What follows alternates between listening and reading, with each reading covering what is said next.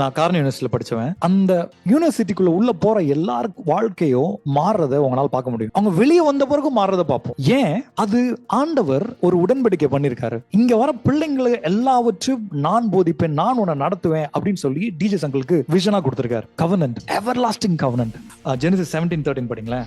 உன் குடும்பத்துல பிறந்தாலும் சரி, நீ யாராவது காசு கொடுத்து வாங்கியிருந்தாலும் சரி, உன்னோட ராடாருக்குள்ள வந்துட்டாலே அவனுக்கு இட்டர்னல் கவனன்ட் அப்படின்னு சொல்லிடுறாரு. அவன் நித்தியமா ஆசீர்வதிக்கப்பட்டிருப்பான். இப்ப பாருங்க, ஒரு படி ஆண்டவர் இன்னும் மேல போயிட்டாரு. 17:19 படிங்க.